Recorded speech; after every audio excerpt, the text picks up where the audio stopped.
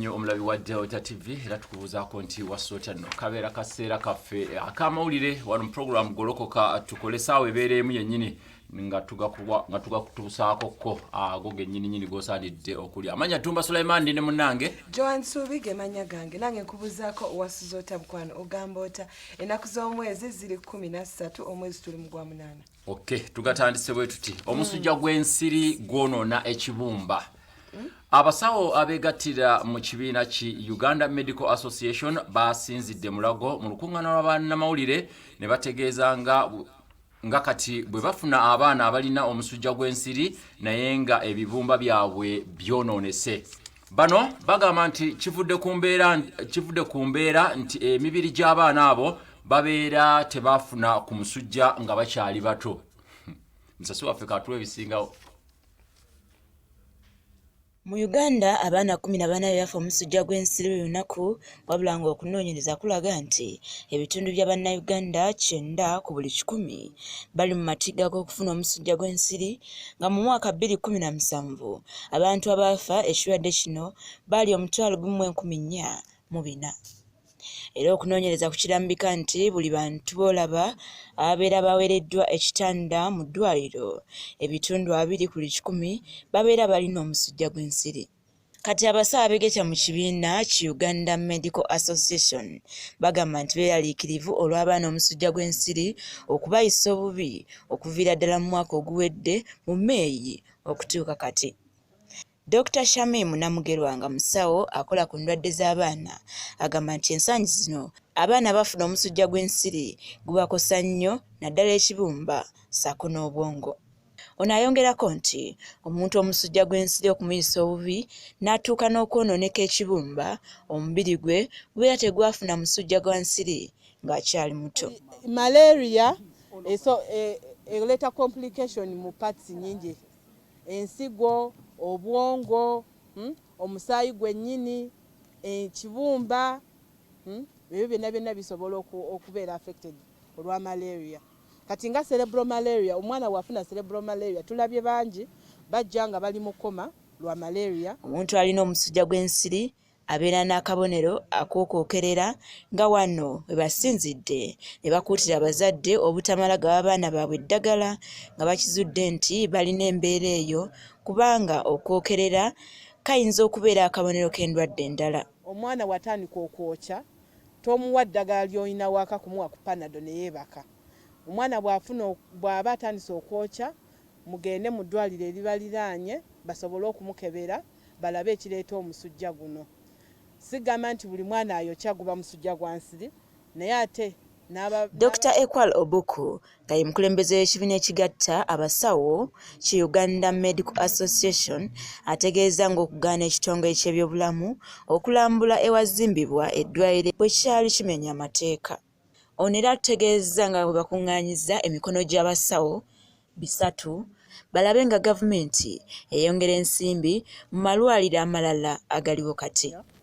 Nga tugenda kukola petition ku parliament, tukola petition ku omukulembeze president atuyambe oku strengthening specialized medical care. Kale azimbye Lubowa kintu kirungi naye sente endala aziteeke wabali wali ku regional referral hospitals Arua, Karamoja, Moroto, Nakaseke, Lira, okay? Batekemu sente za ebyuma byetagisibwa za specialized services n'abasawo. Ebintu ebisookerwako okuziyiza omusujja gw'ensiri kuliko okusula mu katimba k'ensiri, okusaawa ensiko ekuliraanye, ssaako n'okuggyawo amazzi agabeera galegamye ewakwetoolodde. Richard Nalukenge, Delta TV, Amasuku.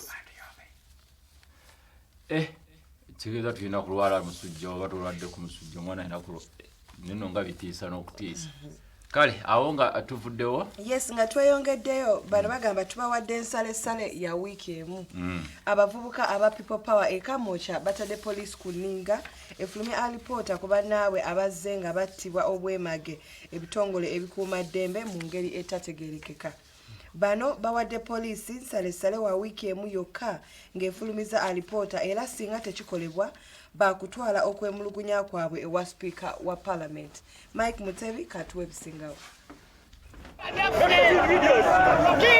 Emirundi mingi ebitongole ebikuuma ddembe omuli poliisi n'amagye bibadde nga birabwako mu lujjudde nga bigobagana n'abavubuka ba People Power mu bitundu eby'enjawulo nga bagezaako okubaziza okwekalakaasa n'okubakkakkanya.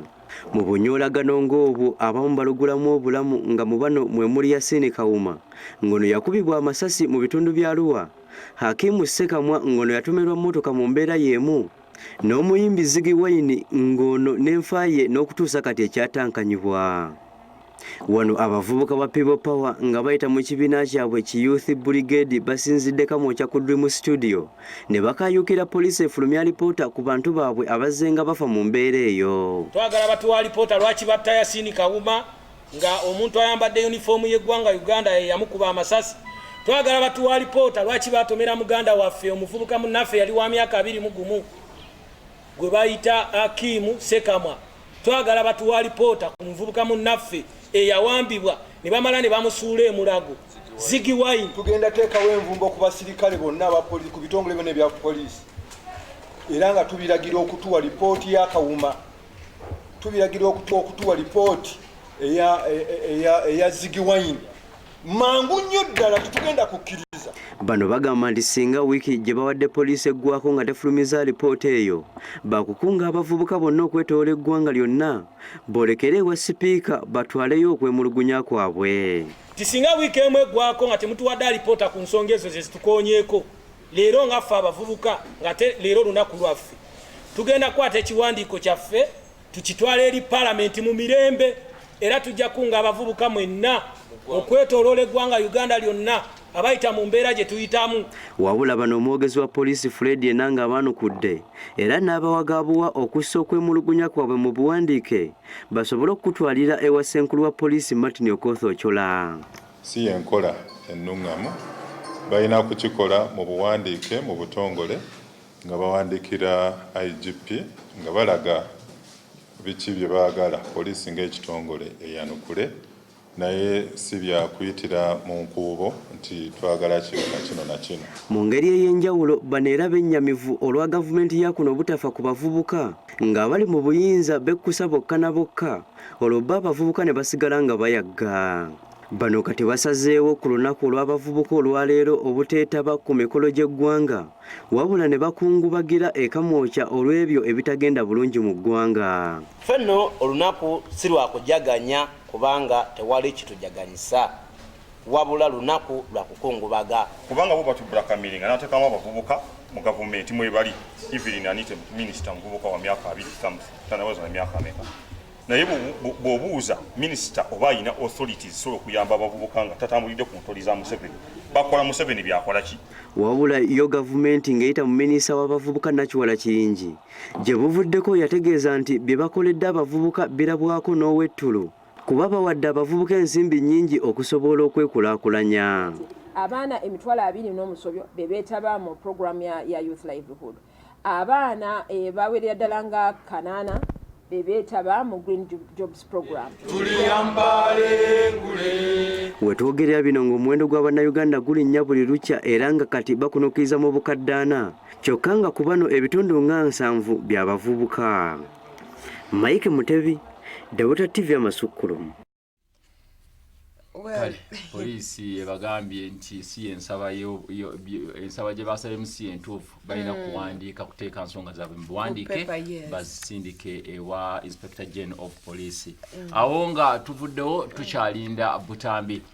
Poliisi ekakasizza nga bw'esuubira okufuna obutambi ng'ennaku z'omwezi 17 omwezi guno obwongera okunnyonnyola engeri omugenzi Mike Alinda amanyiddwa nga Ziggy Wine gye yatuusibwamu emulago oluvannyuma lw'okufuna ebiwundu eby'amaanyi ebyamuviirako okufa gye buvuddeko.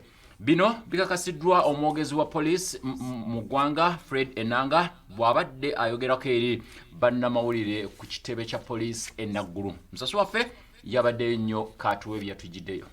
Wadde nga poliisi gye buvuddeko yavaayo n'eyatula ng'okufa kw'omugenzi Mike Alinda amanyiddwa nga Ziggy Wine bwe kwava ku kabenje ne gye buli kati abantu abamu bakyabuusabuusa ekyaviirako okufa kw'omuntu ono. Mu kwongera okwagala okufuna obukakafu ku ngeri omugenzi gye yasuulibwa ku ddwaliro e Mulago poliisi egenda kufuna obutambi okwekenneenya ebyaliwo nga Ziggy atuusibwa emulago. Obutambi buno batuwadde mpaka ng'ennaku z'omwezi 17 nti kamera zino ezibeera kungulu zikuuma ekifaananyi okumala essaawa 24. Essaawa 24 ziyitawo bakasuka ekifaananyi ekyo eri kyenandiisenga saava ennene esobola okuzikuuma okumalira ddala akaseera. So saava zino ennene batuwadde mpaka ng'ennaku z'omwezi 17 kubanga zaali mu kukyusibwa. Fred Enanga Sekama wa poliisi mu ggwanga bw'abadde mu lukuŋŋaana lwa bannamawulire ategeezza nga bwe basuubira okufuna obutambi buno obutasukka nga 17 omwezi guno bawekenneenye. Enanga asinzidde mu lukuŋŋaana luno n'asaba abakulembeze b'ekisinde kya People Power okuteekanga mu buwandiike ekintu kyonna kye beemulugunyaako eri poliisi bakome okubyogereranga ku mitimbagano gy'ebyempuliziganya. Ono agamba nti ekisinde ekyeteeseteese obulungi kirina okumanya emitendera poliisi mweyita ng'ekola emirimu gyayo gye balina okugoberera singa baba n'okwemulugunya. Ng'ekibiina ekibeera nga kyeteeseteese bulungi batuule bawandiike balabe balage basabe ebyo bye beetaaga tubaanukule tujja kusobola okubaanukula mu butongole ku ebyo baba basabye. Mu ngeri y'emu poliisi erina galagi mu bitundu by'e Bugembe gyekwatiddemu emmotoka ezisoba mu 5 nga zino zibadde zabbibwa ne zikyusibwa langi mu bitundu eby'enjawulo. Twafuna amawulire nti omutuuze alina galagi mu kitundu ekyo gwe bayita Katamba Michael y'omu ku abo abaali benyigidde mu kibba mmotoka n'okuzitunda n'okuzitemaatema mu ngeri emu oba endala. Ono twamukutte ne driver we Saabirya Geoffrey. Abamu ku babadde babba emmotoka poliisi etegeezezza nga babadde bakozesa amayumba ag'obwannannyini ne galagi okuzikwekamu nga wano wasinzidde okwebaza abatuuze abagitemezzaako ku bubbi buno. Ebyo nga bikyali awo ebitongole bya poliisi ebikola okunoonyeza ku ttemu ery'enjawulo bizudde ng'okutta abantu abakuliridde mu myaka okweyongedde mu bitundu by'eggwanga eby'enjawulo. Abamu bakwatibwa abalala nga kati bano batemulwa basobole okulekawo ebyabwe. Abalala balina engeri gye babaferamu olw'emyaka gyabwe n'okweyongerayo mu maaso. Okusinziira ku kunoonyeza kwa poliisi abantu abaagala okutwala ebyobugagga by'abantu abakuliridde mu myaka banjawulo. Joseph Muyingo yabaddeyo ku Radio TV Amasukkulumu.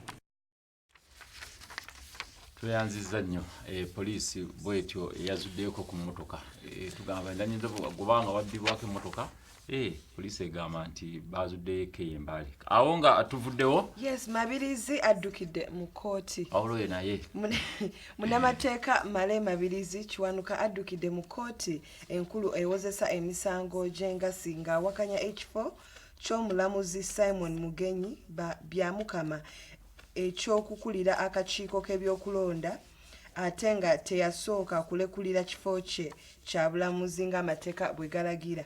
Mabirizi ayagala kooti eno erangirire nti ekifo kyakulira akakiiko k'ebyokulonda tekirimu muntu era omulamuzi oyo alekulire. Omusasi waffe katuwa ebisingawo. Munnamateeka Male Mabirizi Kiwanuka awaabidde ssaabawolereza wa gavumenti lwa mulamuzi Simon Mugenyi yabakama owa kooti ejulirwamu mutasooka kulekulira nga tannaweebwa kuba ssente bw'akakiiko k'ebyokulonda. Mabirizi ataddeyo omusango mu kooti enkulu ewozesa emisango gy'engassi enkya ya leero ng'agamba nti okusinziira kawaayiro namba 6/5 akasemateeka omulamuzi ono yali alina okusooka okulekulira omulimu gwe ogw'obulamuzi nga tannayingira woofiisi y'obwassentebe bw'akakiiko k'ebyokulonda. Munnamateeka ono kati ayagala kooti eno erangirire nti ekifo ky'obwassentebe bw'akakiiko k'ebyokulonda tekiri mu muntu.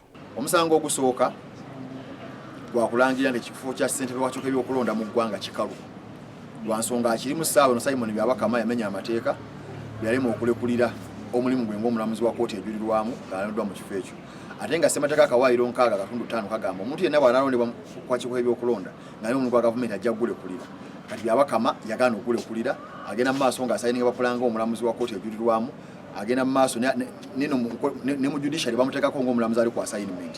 Kati okimenya amateeka naye atayinza kuba nti omulamuzi wa gundi byonna ate ssentebe wakakiwa byokulonda wana ayagala omuyita emasaka oba empigi awo obujuzi bwa kansala anagendayo ate mu maaso g'omulamuzi magistrate kale ebintu ebyo byakubuzaabuza Mabirizi era wakanya kya Pulezidenti Museveni okulonda abamagye n'abasindika mu poliisi tikimenya mateeka kuba nabo tebasooka kulekulira bifo byabwe ebyamagye. Omusawo gwokubiri gukwata ku gundi ku bajaasa abana Museveni byabona n'abaweereza mu poliisi gyakoteranya ebifo byabwe bikalu kuba mu ssemateeka ne mu mateeka gonna tewali ngeri Pulezidenti ayinza kulonda abapoliisi ba Uganda naddira abamagye n'abateeka mu poliisi.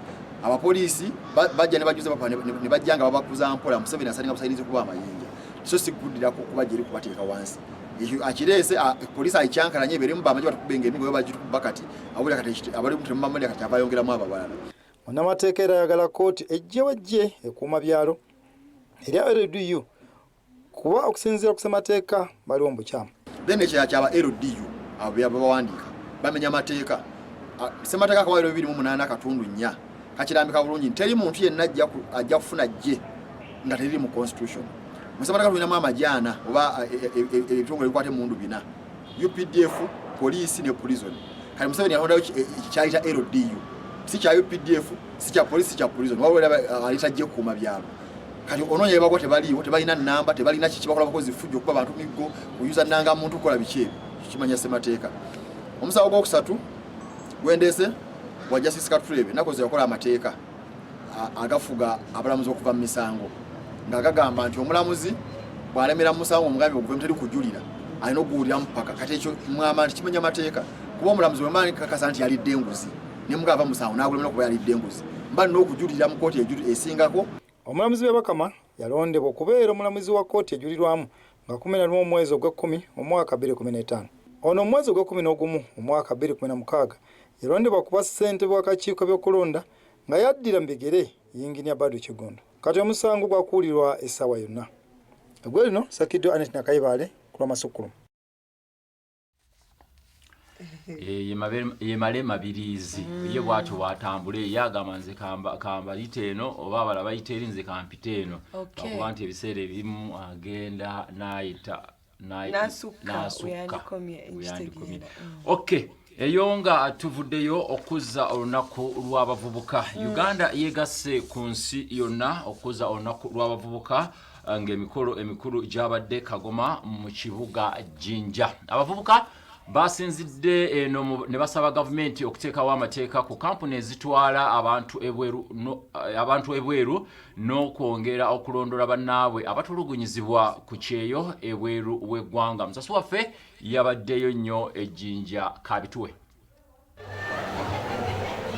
Abavubuka ba Uganda beegasse ku balala mu nsi yonna okuza olunaku luno wakati mu kusoomoozebwa ku bintu ebitali bimu nga tebanneetaba ku mikolo. Abavubuka mu Jjinja baasusse kukola bulungi wansi mu kibuga Jjinja nga balongoosezza ebifo eby'enjawulo omubadde n'akatale akanene aka Jjinja Central Market.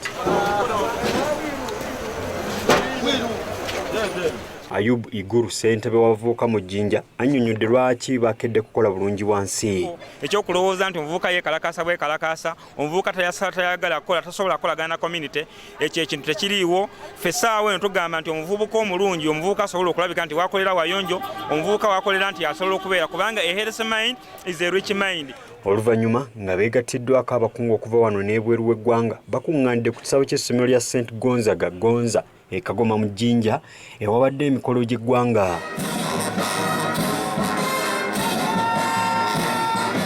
Omukulembeze w'eggwanga General Kutta Museveni akiikiriddwa omumyuka we Edward Kiwanuka Sekandi. Ono olutuuse ku mikolo asuse kulambula midaala abavubuka n'abakyala kwe booleserezza ebimu ku ebyo bye bakola. Oluvannyuma wabadde okukumba okukoleddwa ekitongole kya poliisi n'ekyamakomera. Lilian Abal akulira abavubuka mu ggwanga ku lw'abavubuka asabye gavumenti okwongera okuteekawo amateeka amakakali ku makampuni agatwala abavubuka okuba ekyeyo obweru w'eggwanga okossaako okwongera okutegeeragana n'amawanga abavubuka bano gye batwalibwa baleme kutulugunyizibwa nga bwe kiri ensangi zino. Supports the labor migration and exports. However, many young people have been illegally trafficked for labor and ended up running into all sorts of problems that have been included physically and sexual abuses and sometimes leading to loss of life. Minisita w'ekikula ky'abantu mu ggwanga Janet Balunzi Mukwaya asabye abavubuka okwettanira emirimu egy'emikono wabula n'abasaba okwekuuma nga balamu olwo banaasobola okugasa eggwanga. That's why I appeal to you, all the young people in Uganda, to take up employable skills through vocational education, but also to go for testing for HIV/AIDS to know that you are safe. Gatani nasoma bubaka wa president omuyika wa president wa kitiibwa Edward Kiwanuka Sekandi asose kutongoza kuzimba kitebe kya district empya eya Jinja eyakutuddwa ku kitundu kya Jinja City. Mu bubaka bwe President Museveni asaba abavubuka okweyambisa enteekateeka za gavumenti ez'enjawulo ez'abavubuka eziriwo kaakati okusobola okukola ennyo okwejja mu bwavu. Let us set our eyes on transformation and sustainability of our wealth to ensure that we have a good life free of poverty. Era asabye nti tuteekisira n'ebirowoozo okubona engeri ng'abavubuka okubona engeri gye tuyinza okujjuzaamu embeera yaffe bwe tuba.